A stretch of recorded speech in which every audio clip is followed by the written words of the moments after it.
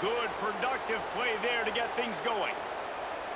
When you talk about creating big plays in the running game like this makes the game really easy. Actually, when you've got a guy like this that you can hand it to with this much speed and elusiveness, just hard to bring down in the open field. What a big gain for the offense. And the Longhorns, after exploding for that huge run, back to work. Off the play fake on first down to throw. He wants to go deep. And they won't make the connection, looking to make a big play there. Did Bevo really get his name after altering a brand on his backside put there by Texas A&M students? So many questions to answer since 1894, guys. And that's what's so cool about this rival. When you have the back and forth and who did what, going all the way back to 1894, Reese's first birthday, what an amazing rivalry. There have been a lot of good players during that stretch, too. Think about Ricky Williams from the Horns, Johnny Manziel, Texas A&M. So many great coaches have patrolled the sidelines in this rivalry for years. And the Longhorns have it with a 1st and 10. Dropping back, it's Manning. He's moving out of the pocket. And the Heat gets home. They knock him down back at the 45. That defender is a matchup nightmare for any offensive lineman to block. He's got athleticism, he's got length, he's got flexibility. He put it all on display on that sack. Trying to make magic with his feet. The defense will converge, and out of bounds he goes at the 40. The 12th man more than standing at the ready. They are bringing the heat on 3rd down. The sweet feet keeping the play alive. They'll force him out of bounds after a solid pickup on the play. And these are the ones that they just add up, and they're so frustrating for a defender. Trust me, I'm a defensive guy. It's just annoying. You get him in 3rd and medium.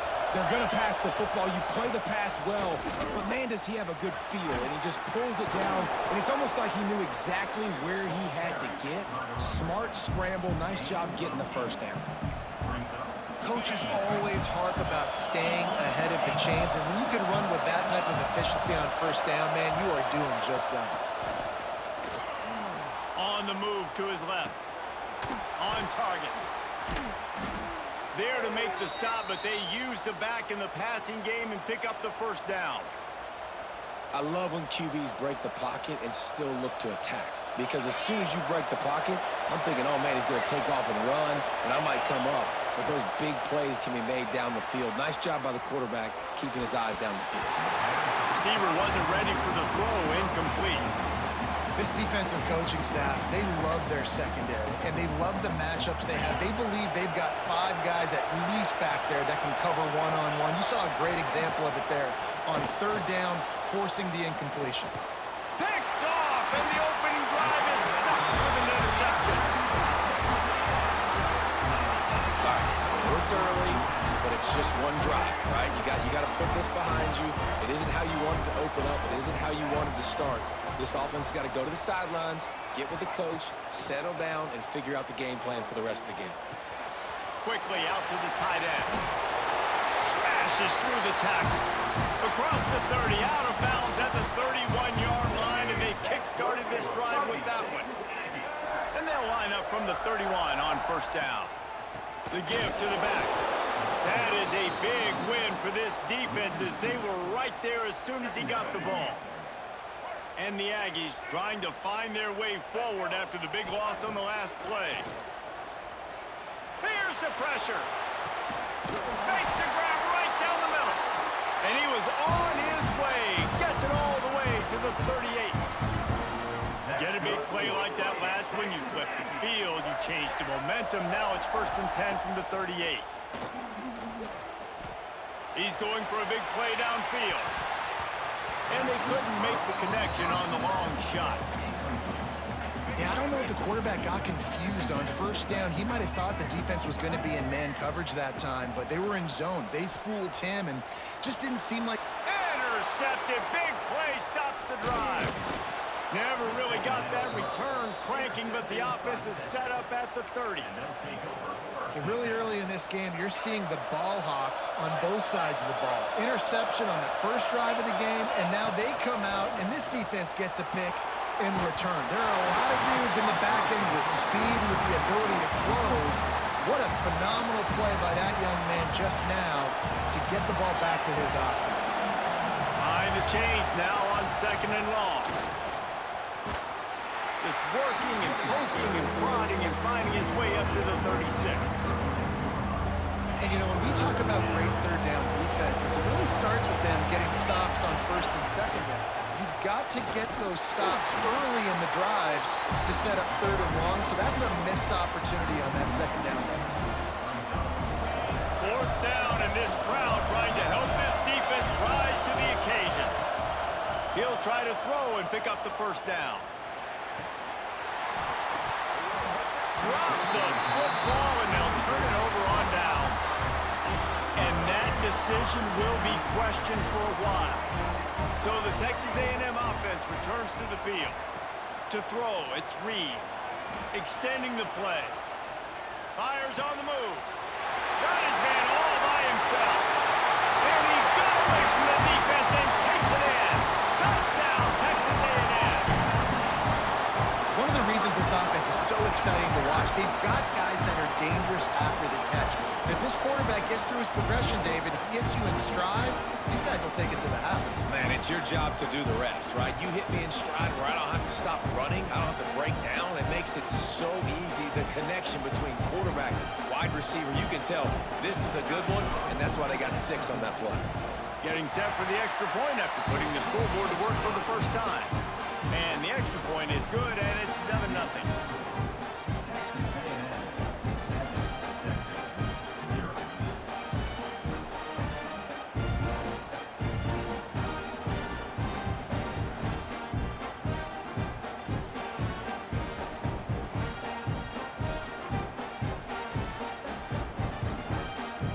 They're set to kick it off. You think this crowd's going to get loud when their defense comes on the field?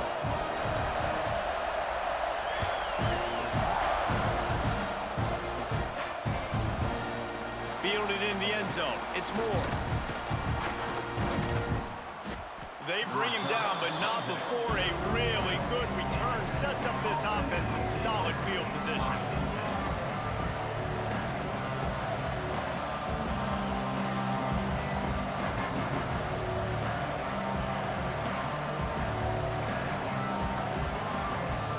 The Longhorns sending the offense back onto the field. What a turn that last drive was. Didn't pick up the 4th down, and it led to the scoring drive, David. And those are frustrating because you think you might get points and then your defense gives up points. This has got to be a complementary football type deal. The offense now needs to provide a little spark and give this defense some hope. No doubt, David. They got to turn the page, and they've got to play with a little bit more urgency here, knowing they've got to get that one back and put a good drive together. The option look. Now the pitch. Got enough for the 1st down. They'll finally make the tackle, but that option was executed to perfection. They'll line up right at the 48-yard line on 1st and 10. On the run, still looking. Makes the catch. It's Moore. Just what they were looking for, and he's got him set up in business at the 35 with a 1st down. The Longhorns come to the line with a new set of downs. Wants to throw. It's Manning. He just missed the target on that one. Got to put it on his body. Plenty of distance between them and the sticks here on 2nd down. Looking to fire. Dumps it off in the flats. So it's 3rd and long, and this quarterback right now has got to be expecting pressure. So you want to know where your hot routes are. You got to know where your best one-on-one matchup is. But understand this: we're still in the 1st half.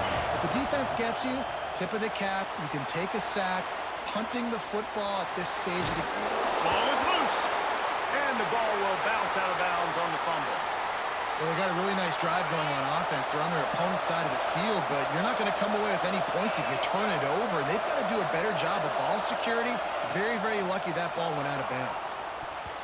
Those two not on the same page. It's incomplete. I don't even know if the offense is aware that they have other eligible targets downfield. It feels like every single throw early in this game has gone this guy's way. And the pass is incomplete thanks to a big hit. Well, nice job by the defense here in back-to-back plays. 2 straight incompletions. You've given up some yards, and the opponent's in field goal range. This is a place a lot of D coordinators like to send the blitz. Because if you sack the quarterback and create a negative play, you knock them out of field goal range. Runs through the tackle. And he earns a first down, and boy, did he earn it after taking that lick. Get up. Get up. Yep, I think that's what everybody says to their quarterbacks after they take big hits like that. He got the first down, but you don't want to make a living taking those whacks. They've moved it into scoring territory, 1st and 10 from the 11. Use the play fake, now to throw. Swings it out to his running back. That completion gets them inside the 10, and the defense is running out of room to defend. You know, sometimes even a short gain like that can be used to set up something bigger later on. No doubt, Reese, they can pump that and take a shot down the field. And don't worry, they're going to go back to that same play because they know this guy with the ball in his hands is dangerous. He makes one guy miss, he can take it to the house. And he waltzes in for the score. Touchdown, Texas! They'll line up to go for 2. Well, that didn't necessarily go as planned, but it was most effective in the end. I love it, Reese. Down in the red zone, this quarterback didn't have anybody open. Didn't panic. He just decided, man, I'm going to go do this myself. I'm going to use my wheels and put up 6 on the board. He did just that. They're wasting no time trying to get the ball back. They're going to go for an early onside kick.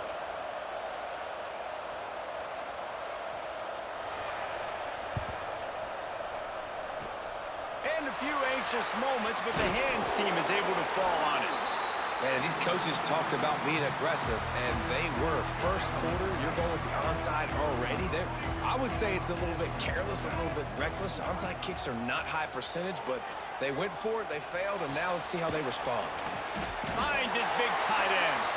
And they give him enough for the first down. They'll move the chains, and let's see if they can snap it one more time here in the first. We reach the break, and Texas A&M leads it. Guys, let's have a look at the stats as we've played 1 period. Now to see if these guys can get back in the game as we open the second quarter. So after the break, they'll go back to work. Linebackers trying to create some confusion. Wants to throw on first down off the play fake. Incomplete. He had to get rid of it before he wanted to. The defense put the heat on. Working well behind the sticks on 2nd down. Back to throw, it's Reed.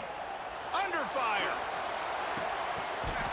And it'll be incomplete. This defense is physical in pass deep. It'll be 3rd and long. Wants to keep it in the air. Buys a little time with his feet. Intercepted. A first half turnover can swing momentum. Looking for more room.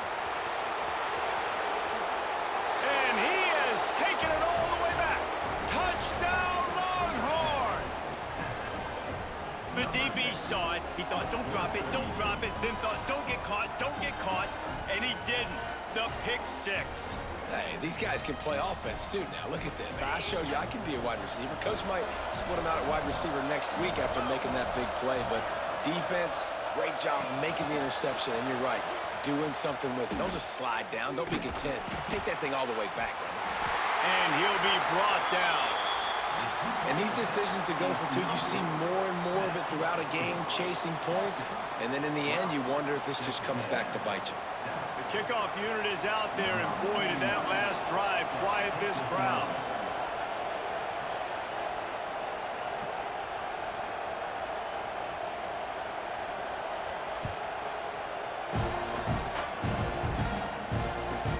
From inside the 15, here comes the return.